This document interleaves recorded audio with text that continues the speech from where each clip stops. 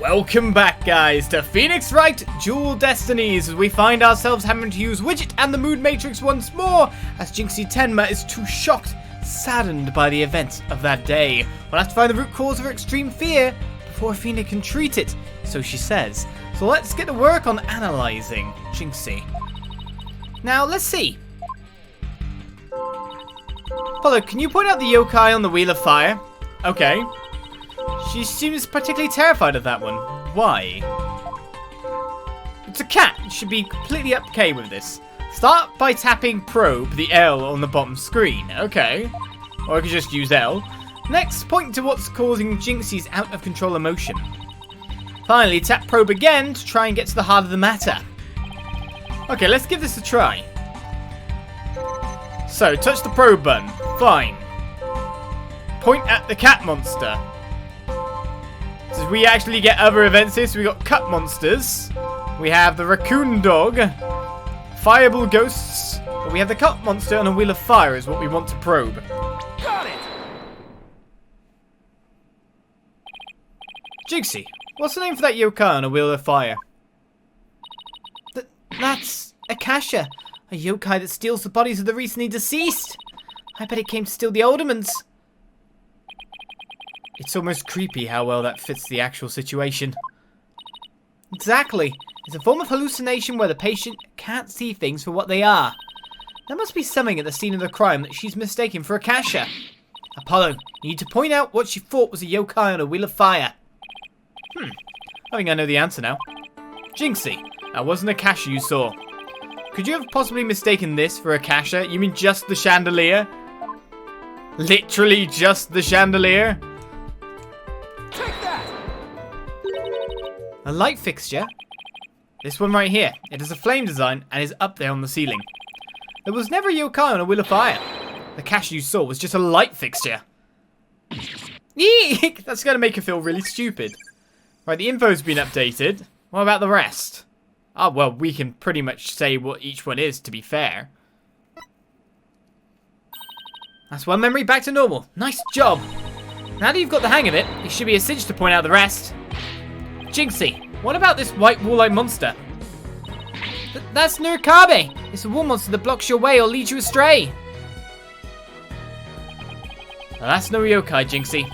It's a folding screen. Ah! And this raccoon dog isn't a tanuki monster. Just a statue of one. Ah!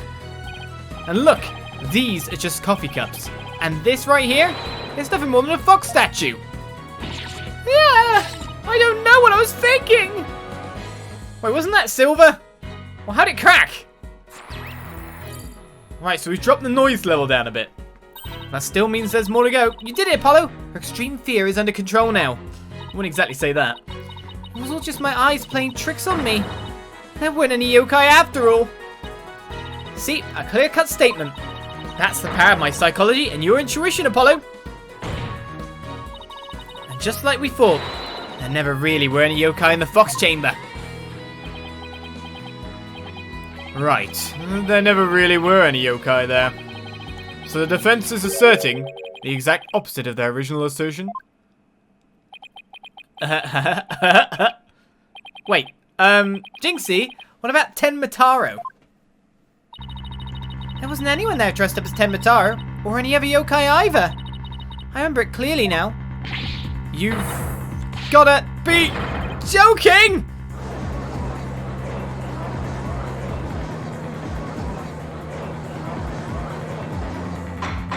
Okay then. Order! Order in the court! I think we just dug our own grave. Allow me to push you on in. It's the least I could do. No! Apollo, can I interrupt your freak out for just a minute? I'm still picking up some noise. It's an unexpected emotion. Does that mean Jinxie hasn't remembered everything yet? Exactly. We should be able to get something else out of her. I'll enter the new information we have and run an update.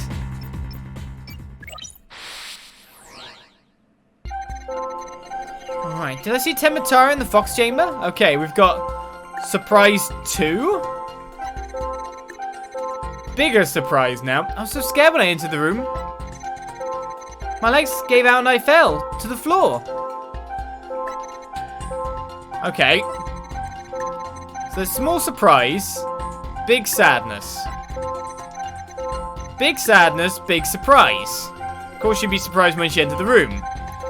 My legs gave out and I fell to the floor. Why is she not sad at falling?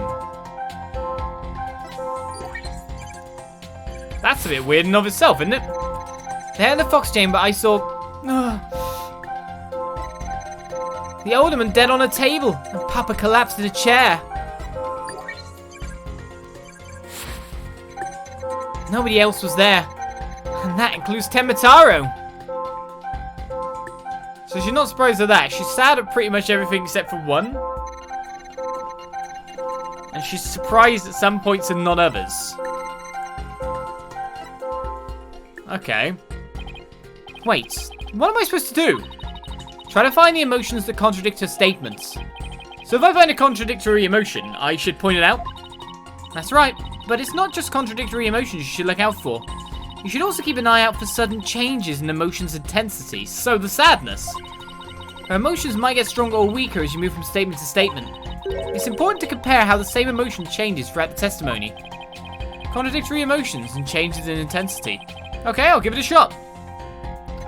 I mean, why wouldn't you be sad at that down? I mean, you'd expect her. This is just thinking, you wouldn't expect her to be too surprised, but then when she went in, of course she'd be surprised. But the fact that the sadness dulls out when her legs gave out and I fell to the floor, I mean, I'd be... If my legs gave out in that kind of situation, I'd not be too happy with myself, that's for sure. I'd say it's probably the sadness more than the surprise. You expect her to be surprised, you expect her to be sad, but why is she less sad now? Let's pinpoint sadness on this emotion. Got it! The amount of fear you felt is rather low despite your legs having given out from fright. Could something have lessened your fear? Actually, I did experience a sudden burst of courage at that moment. You did? Where did it come from? Let me think. Oh, it was Mama. I suddenly felt as if she was there with me. Okay, I enter sudden burst of courage. Now let's see. Ah, look! Okay.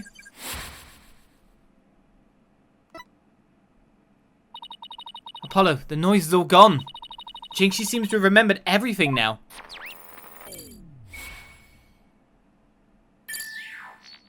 Bye-bye, Widget.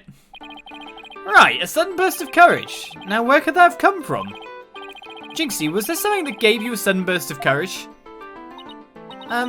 Yes, there was. But I realized I had done something naughty, and I thought about it later. Any idea what could have given Jinxie that courage? Well, there is one piece of evidence that comes to mind. There is. I wonder if she saw something like it at the scene of the crime. Jinxie, did your sudden burst of courage have anything to do with this? Right, well, let's scroll through the lot, I guess. We've already used that technically, and I don't think that would give her courage, considering. But technically, it does show, like, the fox kind of victoriously battling. The warning charm... Maybe her charms could have? Oh. Well, let's see. What's the only thing linked to her mother as we go down the list straight away? A flower found only in Ninetales Fell. It boosts Jinxie's courage because it was her mother's favourite. Literally says that statement. Take that! Jinxie, you didn't happen to see a Ninetales flower there at the scene, did you? Ah! The demon lawyer strikes again. I can't hide anything from you. I found a small case with a picture of a Ninetales flower on it. I liked it so much I kept it. You what? You can't remove evidence from a crime scene. That's right, young lady. Removing evidence is a big no-no. Now, the witness will produce said evidence this instant. Sorry. It does seem to be some sort of case. Oh, look. Something slid out. It appears to be a key. Might I have a look, your boldness? It took it. Ah. This is none other than the master key to QB Manor. Are you certain of this, Prosecutor Blackwill? It matches the serial number of the key that went missing after the murder. Do you do everything? A master key? That went missing? Why not let the sound of that? Our little scamp here has stumbled upon an article of unimaginable consequence. That's a little melodramatic, don't you think? Heed these words, for I shall say them but once. The sole key to the Fox Chamber has been in this little scamp's constant possession. Ergo, she was the sole person who could use it before, during, and after the murder. Which leaves the master key as the only other key that could have opened the chamber. But this master key was found in a room that had been locked by this girl. And your point is? Until Jinxie Tenma opened the Fox Chamber with a key, the room had been locked tight from the outside world. And there was no one else in there, save the victim and his killer. I trust you have figured it out for yourself by now. A killer other than Mayor Tenma himself would be utterly inconceivable. No!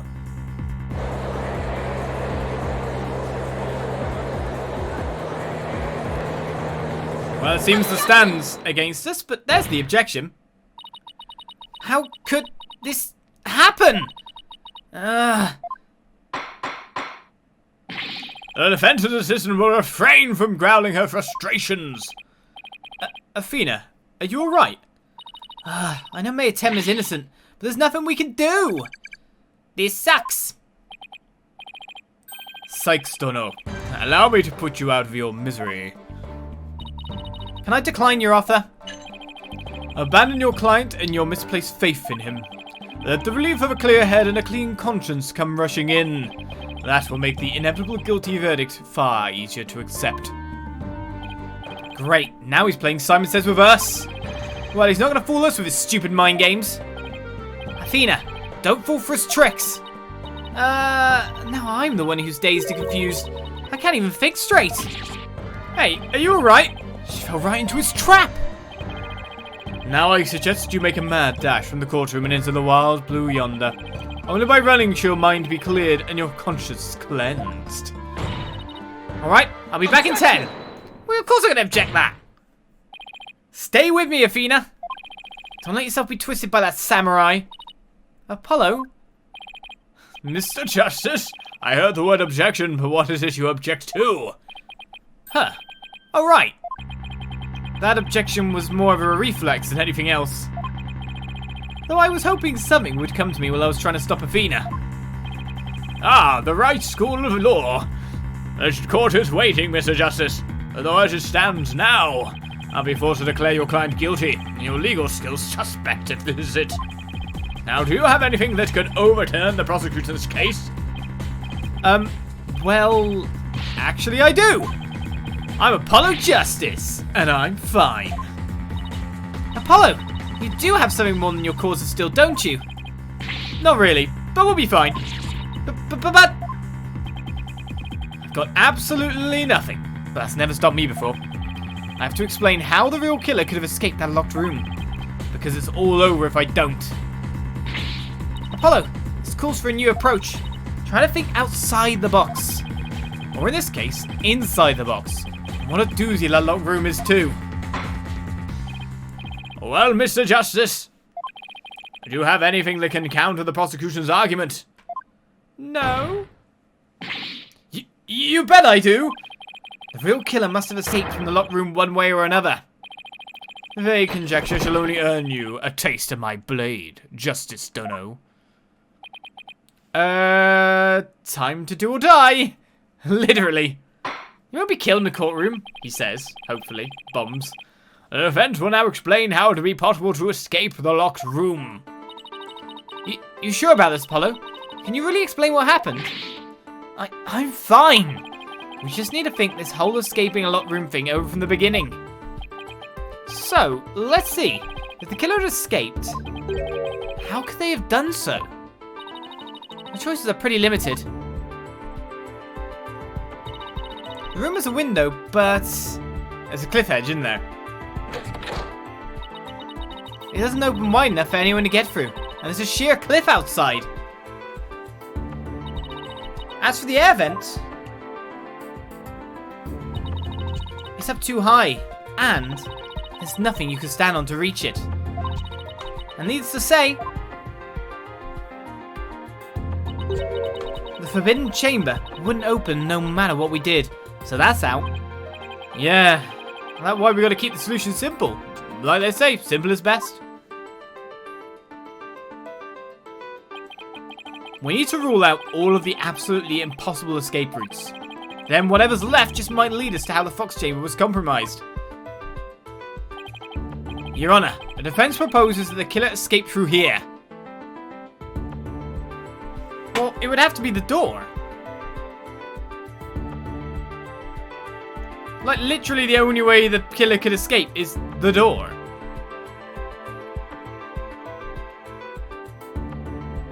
I mean, it's locked from the outside, right? So surely you'd just be able to press the door handle and get out from the inside anyway. Plus, the killer ran this way. So that's literally the only way they could go. The other thing is, of course, the air duct, because it would come to here and then you see it. But it's the reaching of the air duct that's the problem. Now, the forbidden chamber looks like a closed chamber anyway, so who cares about that? And then there's jumping out the window. Which... I mean, technically people did see a flying bird.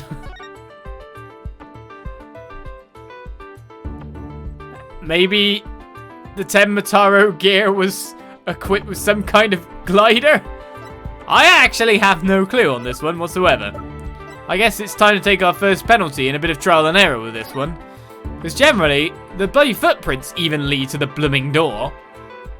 So that could be the only place it really went. But I'm probably wrong. How can I get it directly on the door? I don't want it to get it to do the air duct just in case. Oh, that's probably close enough. The hallway door? Well, yes, I suppose that would be the only way out. But it's locked.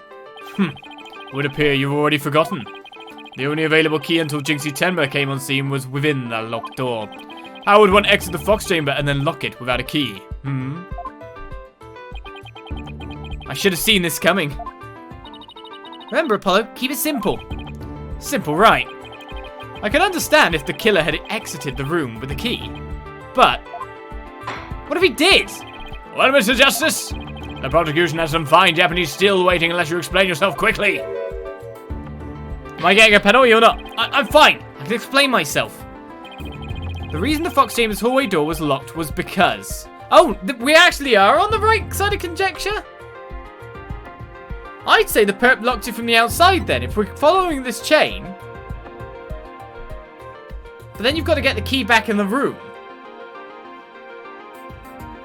If Temma locked it from the inside, Temma was stuck, so the perp had to lock it from the outside. Could that be what we're looking at here?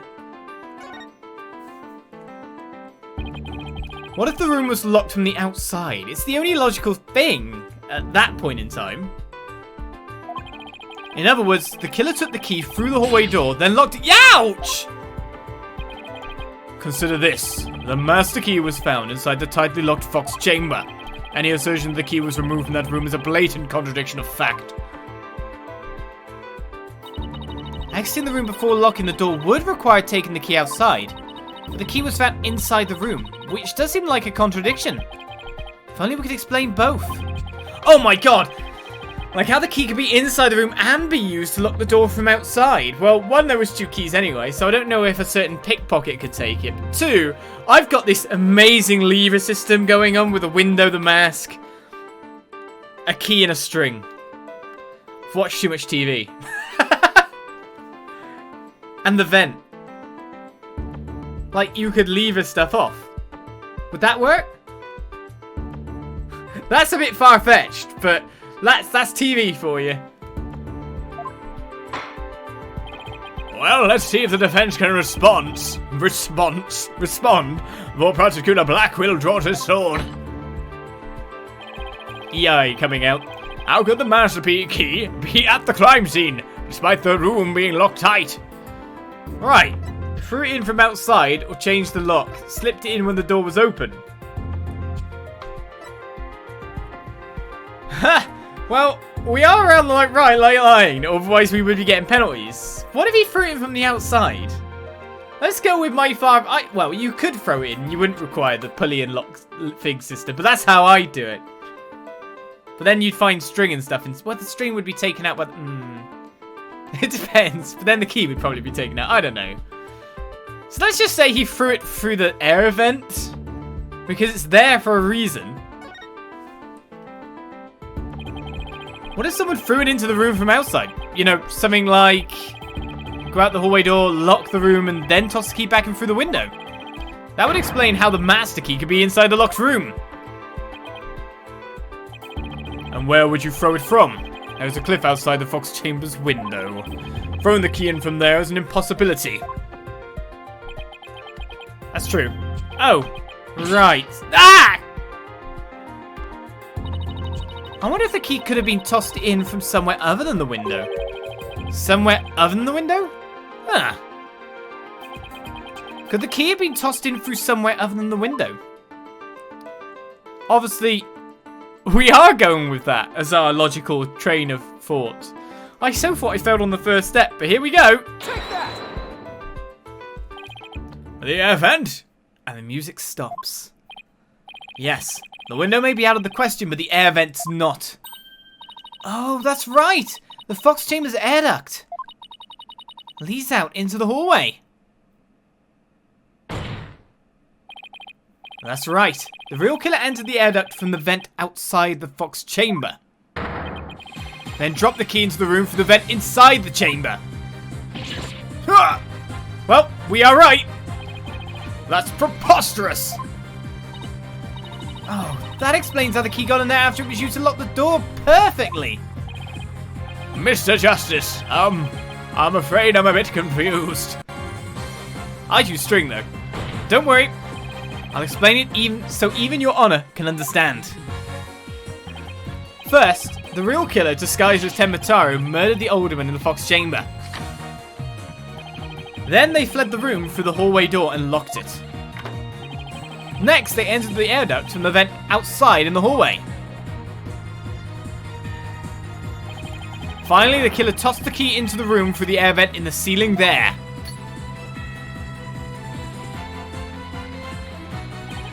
All that was left to do after that was go back through the air duct and flee the manor. These air ducts, they support people's weight really well.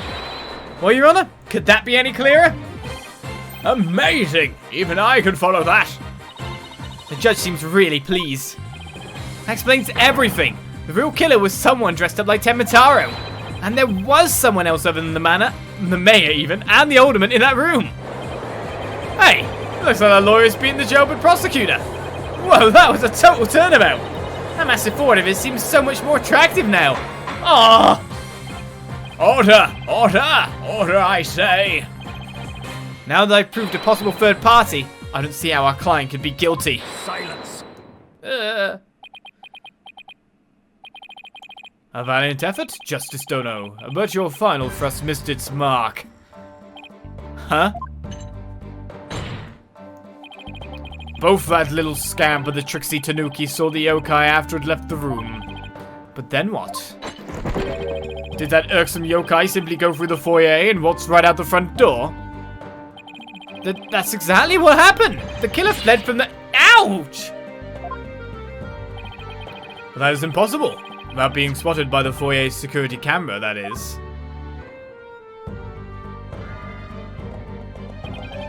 The electric eye here would have captured any pesky little yokai trying to escape.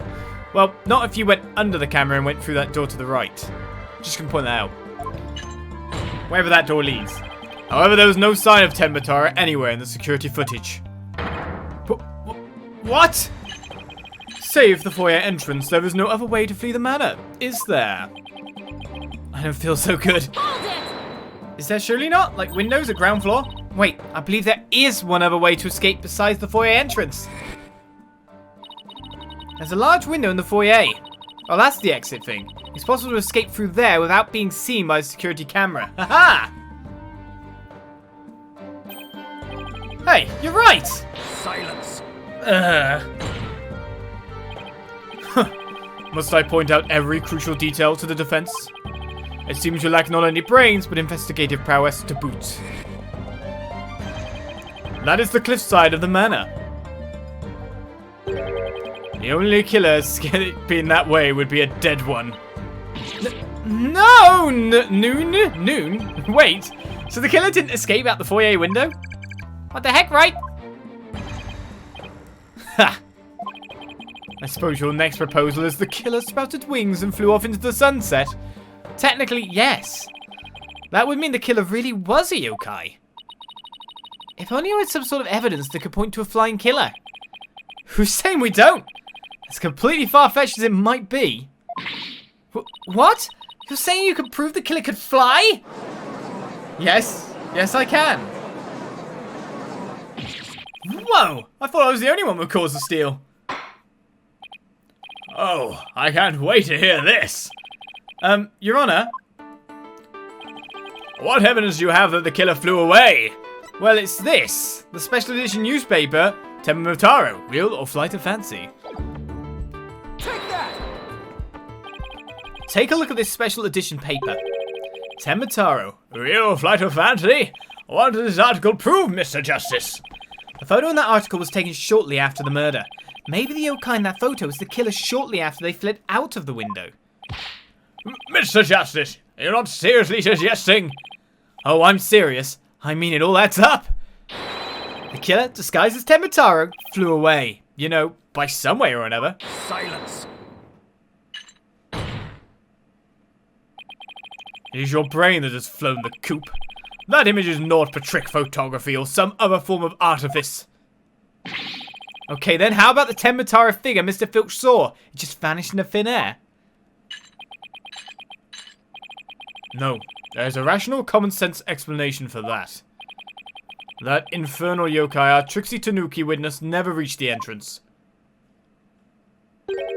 He, or should I say, she, turned back before the camera's electric eye. She? I don't like where this is going one bit. You're saying it's blooming Jinxie.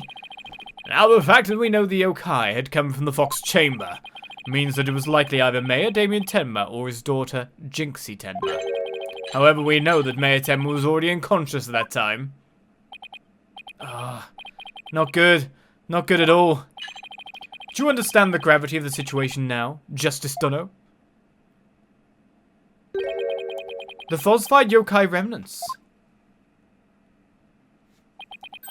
And the appearance of Tenmataro were the work of one individual.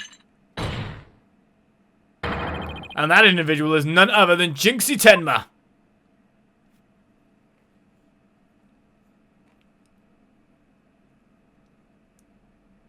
Poor Jinxie.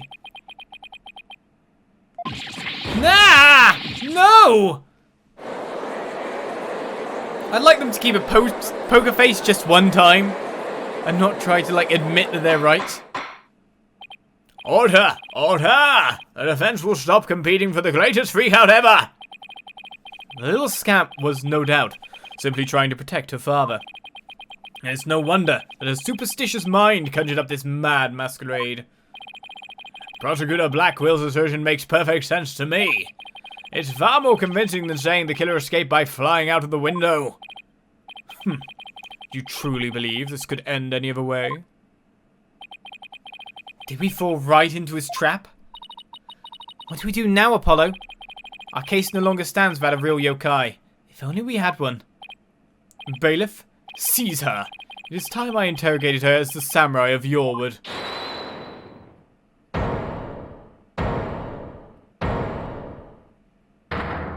Daddy! Mayor Tenma? This farce is over. How does it feel seeing your own daughter accused of a cover-up most foul? He's gonna confess, right? Tenmataro's true identity is... Now, Mr. Mayor. It would be futile at this point to claim you were the yokai. After all, you had been knocked out cold by a blow to the skull. Slipping into a yokai costume and roaming about the manor would be all but impossible. Consider this well. As it stands, your daughter will be arrested for obstruction of justice. But if you confess, the prosecution would be willing to overlook her little yokai farce. Confess? A defendant intends to confess? Wait! Apollo, Prosecutor Blackwell's up to his mind games again.